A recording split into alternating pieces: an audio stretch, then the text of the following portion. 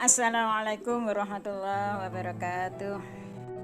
Bismillah, alhamdulillah, wassalatu wassalamu ala rasulillah wa ala alihi wa ashabihi wa mawalah, la hawla wa la quwata illa billah, amma ba'd. Anak sekalian yang saya cintai, marilah kita melanjutkan pelajaran fikih. Untuk memulai pelajaran ini dan lebih manfaatnya, marilah kita bersama-sama membaca suratul Fatihah. Ala hadiniyah al-Fatihah. Bismillahirrahmanirrahim. Alhamdulillahirabbil alamin, arrahmanir rahim, maliki yaumiddin. Iyyaka na'budu wa iyyaka nasta'in. Ihdinas siratal mustaqim. Shiratal ladzina an'amta 'alaihim. Bismillahirrahmanirrahim. Marilah kita mulai bab berikutnya, yaitu al-mujibatul husli, hal-hal yang mewajibkan mandi. Pelajaran ini menerangkan yaitu al-asya'ul lati yajibu bisababiha al-ghuslu, hal-hal yang mewajibkan untuk melakukan mandi, yaitu sittatun, ada 6 ya. Jadi 6 hal ini sehingga orang diwajibkan mandi. Nomor 1, al-jima'u, jima'. Apa jima' itu? Wahya bahada al-lizaujaini adatan. Nah, ini untuk orang yang sudah beristri atau bersuami. Itu nanti diterangkan besok. Sekarang tidak usah diterangkan, hanya kamu ketahui hal-hal ini. Nomor 1. Ya, Berikutnya adalah khurujul, nomor 2 ya. Khurujul mani sawaun kana rajulan awim ro'atan wa yusamma al-janabah atau al-jinabah.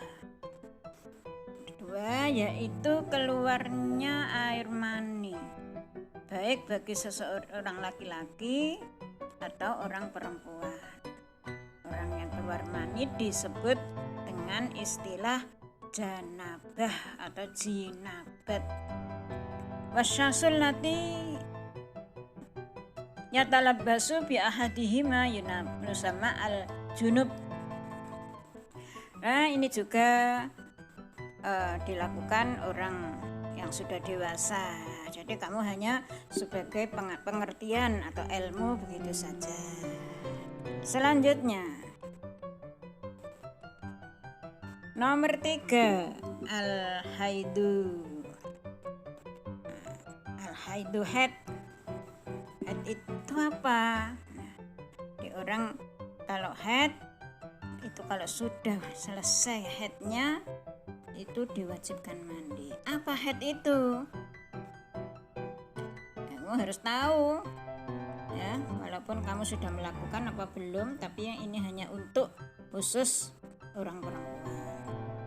Wa huwa ad-damul khariju min imra'atin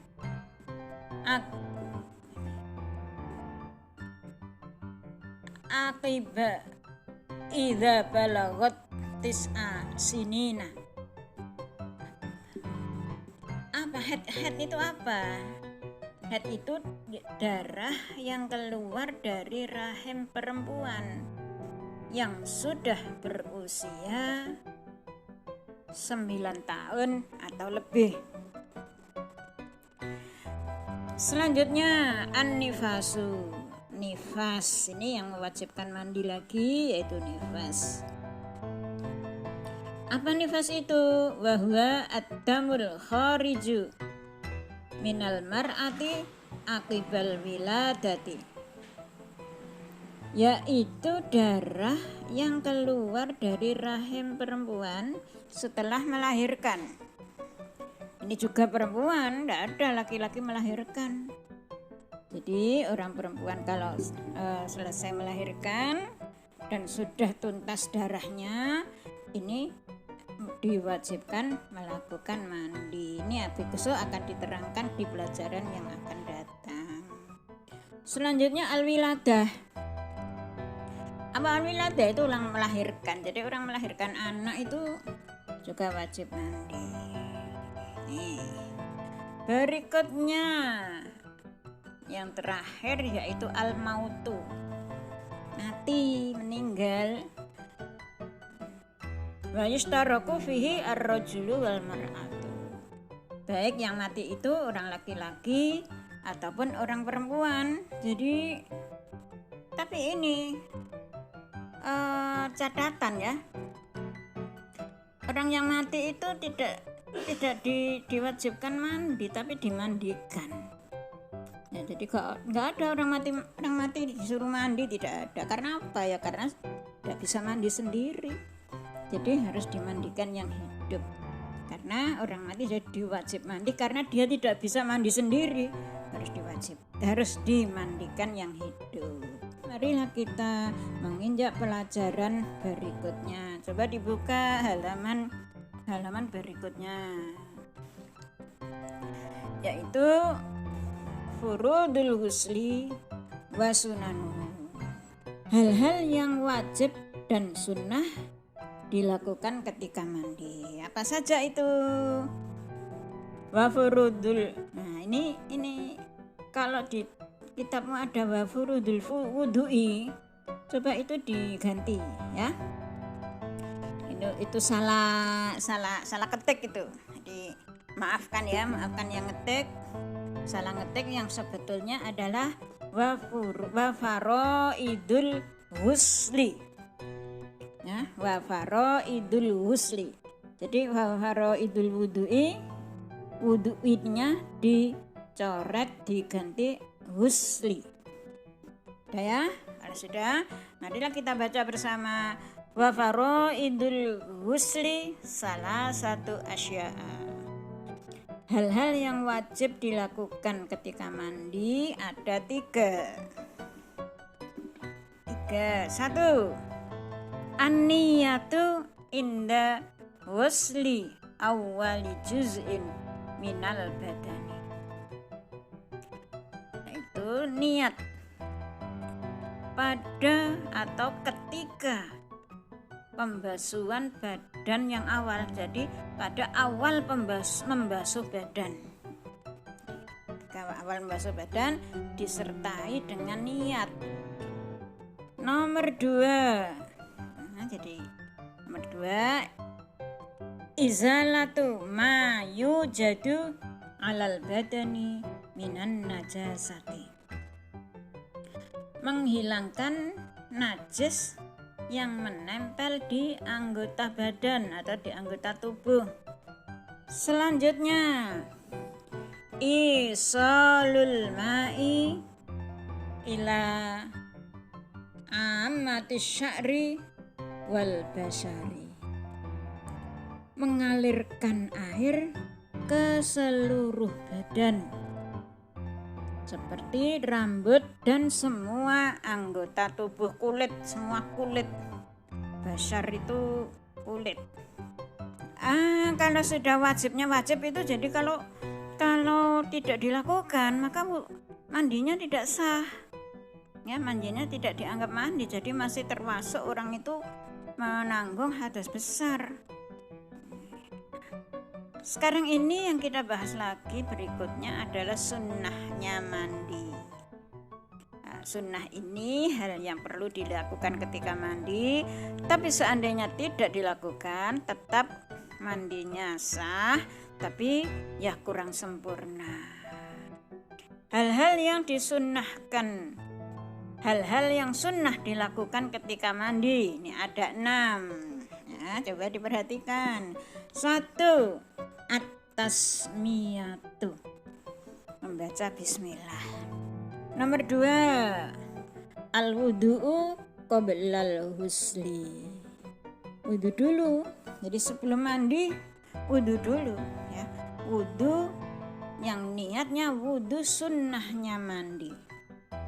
Jadi bukan wudu lirafil hadasil ashori, karena ya percuma, tidak bisa hilang hadas kecil karena dia masih punya hadas besar. Jadi niatnya wudhu adalah niat sunnahnya mandi, niat wudhu untuk sunnahnya mandi. Tuh. Berikutnya adalku ai imrorul yadi alal jasadi, menggosok-gosok anggota badan. Ya kosokan itu loh ya, cara Jawanya kosokan, digosok-gosok, jangan hanya disiram saja tapi digosok-gosok, boleh dengan sabun, pokoknya harus bersih, itu sunnah. Selanjutnya al-muwalatu, dilakukan secara berulang-ulang. Mualat itu langsung, berulang-ulang langsung. Selanjutnya taqdimul yumna alal yusra, mendahulukan anggota tubuh yang kanan daripada yang kiri. Jadi yang kalau nyiram sebelah kanan dulu. Asatru ya, nomor berapa ini? Asatru fil halwati wa amma fi ghairil halwati fayajibu asatru, fayajibu satru. Artinya menutup aurat. Ya, menutup aurat kalau memang dia melakukan di kamar tertutup, maksudnya di kamar mandi, itu badannya sebaiknya ditutup. Ya, cara Jawane nganggo petelesan, itu bagus. Apabila dilakukan di ruang terbuka, maka wajib untuk membuat penutup terlebih dahulu. Ya, seandainya kamu mandi di mandian atau di kali, lah ini harus ditutup dulu. Kalau enggak punya penutup seperti kamar gitu ya, badannya ditutup. Nah, dengan memakai pakaian. Jangan kita tidak berpakaian kalau mandinya itu di ruang terbuka. Dan anak sekalian, sekarang kita melanjutkan, yaitu kita sudah tahu semuanya hal yang mewajibkan mandi, fardunya mandi, sunnahnya mandi. Sekarang kita sampai pada niyatul husli, niatnya mandi wajib. Ini dihafalkan ini. Bismillahirrahmanirrahim. Nawaitul husla liraf'il hadasil akbari fardhal lillahi ta'ala. Saya niat melakukan mandi untuk menghilangkan hadas besar, wajib karena Allah. Al hadasul akbaru, apa hadas besar itu? Nah, hadas besar tuh termasuk hadas besar, yaitu al janabah itu tadi ya, itu termasuk hadas besar, dinamakan punya hadas besar janabah.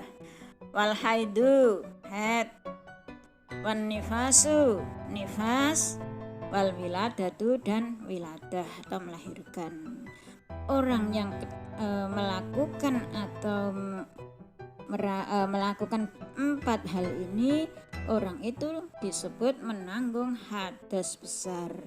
Dan kalau sudah selesai, sudah tuntas semuanya, maka diwajibkan mandi.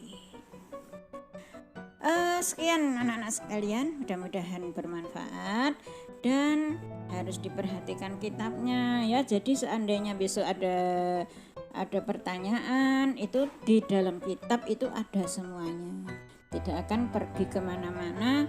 Yang saya tanyakan hanya yang ada di buku pelajaran itu. Marilah kita akhiri pelajaran ini, semoga bermanfaat dengan ucapan alhamdulillahirabbil alamin. Assalamualaikum warahmatullahi wabarakatuh.